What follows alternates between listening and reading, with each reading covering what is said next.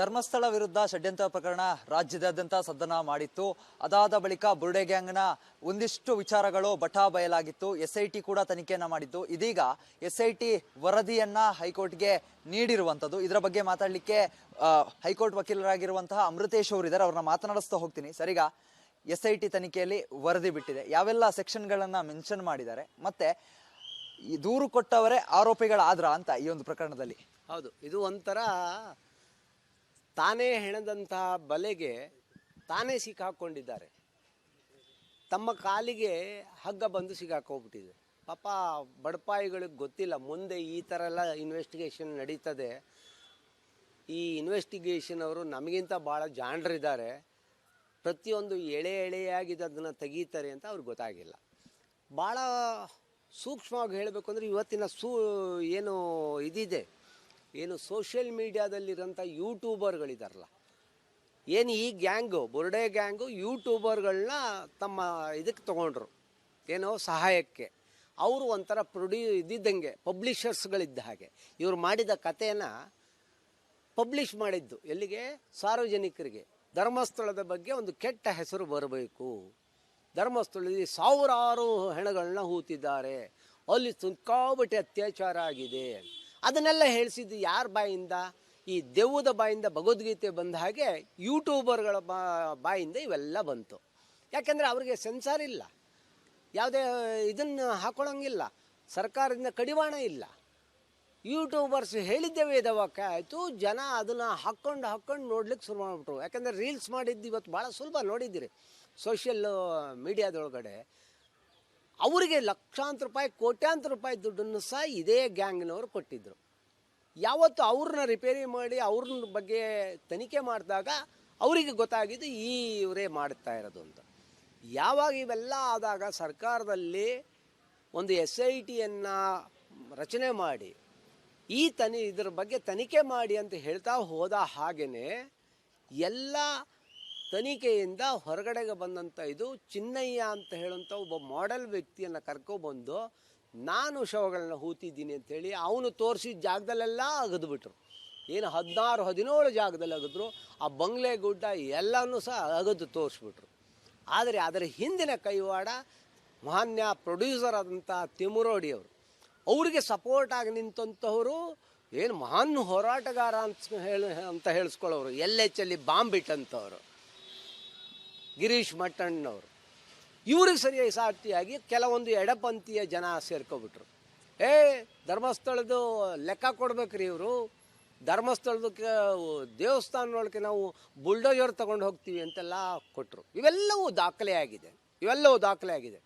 ಆದರೆ ಜನ ಸಂಯಮದಿಂದ ಧರ್ಮಸ್ಥಳದ ಬಗ್ಗೆ ಒಂದು ನಂಬಿಕೆಯನ್ನು ಕಂಟಿನ್ಯೂ ಮಾಡಿದ್ರು.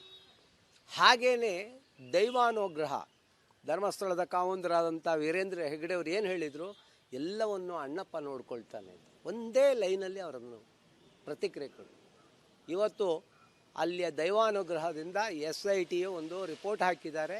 ಇವತ್ತು ಅವರು ಏನೇನು ಸೆಕ್ಷನ್ಗಳನ್ನ ಬಳಸಿದ್ದಾರೆ ಅವೆಲ್ಲವೂ ತಕ್ಕದಾಗಿದೆ. A1 ಇಂದ ಹಿಡಿದು A6 ವರೆಗೂ ಕೂಡ ಒಂದು ಸೆಕ್ಷನ್ಗಳ ಸುರಿಮಳೆಯನ್ನೇ ಸುರಿಸಿರುವಂತದ್ದು. ಯಾವೆಲ್ಲ ಈ ಸೆಕ್ಷನ್ಗಳನ್ನ ನೋಡಿದ್ರೆ ಅವು ಯಾವ ಪ್ರಮಾಣದಲ್ಲಿ ಶಿಕ್ಷೆ ಆಗಬಹುದು ಅಂತ ನೋಡಿ. ಇಲ್ಲಿ ನಾನು ಸೆಕ್ಷನ್ಗಳನ್ನ ನೋಡಿದಾಗ ಕಾಮನ್ ಇಂಟೆನ್ಷನ್ ಇದೆ, ಪಬ್ಲಿಕ್ ನ್ಯೂಸನ್ಸ್ ಇದೆ, ಕ್ರಿಮಿನಲ್ ಬ್ರೀಚ್ ಆಫ್ ಟ್ರಸ್ಟ್ ಇದೆ, ಫಾಲ್ಸ್ ಡಿಕ್ಲರೇಷನ್ ಕೊಟ್ಟಿದ್ದಾರೆ. ಯಾರೋ ಚಿನ್ನೈನ ಕಡೆಯಿಂದ ನ್ಯಾಯಾಧೀಶರ ಮುಂದೆ ಒಂದು ಅಫಿಡವಿಟ್ ಕೊಟ್ಟಿದ್ದಾರೆ, ಡಿಕ್ಲರೇಷನ್ ಕೊಟ್ಟಿದ್ದಾರೆ. ಅದೆಲ್ಲವೂ ಸುಳ್ಳು. ತನಿಖೆ ನಡೆದ ಮೇಲೆ ಅವೆಲ್ಲ ಹೇಳಿದ್ದು ಸುಳ್ಳು ಅಂತ ಅದು ಅವನ ಕಾಲಿಗೆ ಸುತ್ಕೋತು. ಅವನಿಗೆ ಆವಾಗ ಬಾಯಿ ಬಿಟ್ಟ, ಇಲ್ಲ ನನಗೆ ಇವ್ರು ಹೇಳಲಿಕ್ಕೆ ಕೊಟ್ಟಿದ್ದು ಅಂತ. ಅದರಿಂದ ಎಕ್ಸ್ಟ್ರಾರ್ಷನ್ನು ಇದೆ. ಅವನ್ನ ಕರ್ಕೊಂಡು ಬಂದು ನೀನು ಹೀಗೇ ಹೇಳಬೇಕು ಅಂತ ಅವನ್ನ ಕನ್ಫೈನ್ ಮಾಡಿ ಅವನ್ನ ಕೂಡ ಹಾಕಿ ನಿನಗೆ ದುಡ್ಡು ಕೊಡ್ತೀನಿ ನೀನು ಹೀಗೆ ಹೇಳು ಅಂತ ಹೇಳಿದ್ದು ಆ ಸೆಕ್ಷನ್ನು ಇದೆ. ಕ್ರಿಮಿನಲ್ ಫೋರ್ಸ್ ಇದೆ, ಅವನ ಮೇಲೆ ಅಸಾಲ್ಟ್ ಮಾಡಿದ್ದಿದೆ. ಹಾಗೆಯೇ ಇನ್ನೊಂದು ಬಾಡಿಲಿ ಇಂಜುರಿ ಮಾಡಿದ್ದು ಇದೆ. ದೆನ್ ರಾಂಗ್ಫುಲ್ ಕನ್ಫೈನ್ಮೆಂಟ್ ಮಾಡಿದ್ದಾರೆ. ಹಾಗೆಯೇ ಇನ್ನೊಂದು ರಾಂಗ್ಫುಲ್ ರೆಸ್ಟ್ರೈಂಟ್, ಅವನು ಎಲ್ಲೂ ಹೊರಗಡೆ ಹೋಗಬಾರ್ದು ಅಂತ ಕೂಡ ಹಾಕಿ ತಿಮುರೋಡಿಯ ಮನೆಯ ಗೆಸ್ಟ್ ಹೌಸ್ ಥರದಲ್ಲಿ ಇಟ್ಕೊಂಡು ಅವ್ರನ್ನ ಫೋರ್ಸ್ ಮಾಡಿದ್ದಾರೆ. ಹಾಗೆ ಕ್ರಿಮಿನಲ್ನ ಎಲ್ಲ ಸೆಕ್ಷನ್ಗಳು ಏನೇನು ಹಾಕಿದರೆ ಎಲ್ಲವೂ ಲಾಗು ಆಗುತ್ತೆ ಇವರಿಗೆ. ಇವೆಲ್ಲರಿಗೂ ಸರಿಸುಮಾರು 7 ರಿಂದ 10 ವರ್ಷದ ಸಜೆ ಆಗ್ಬೋದು. ಸರ್, ಈಗ ಪ್ರಮುಖವಾಗಿ ಚಿನ್ನಯ್ಯನ ಕುಟುಂಬಸ್ಥರೇನಿದ್ದಾರೆ ಬಂದು ಅಳಲನ್ನ ತೋಡ್ಕೋತಾ ಇದ್ದಾರೆ. ಅವರ ಬ್ರೈನ್ ವಾಶ್ ಮಾಡಲಾಗಿತ್ತು, ಅವ್ರನ್ನ ಮಾತಿನಲ್ಲೇ ಮರಳು ಮಾಡಿದ್ರು ಅಂತ.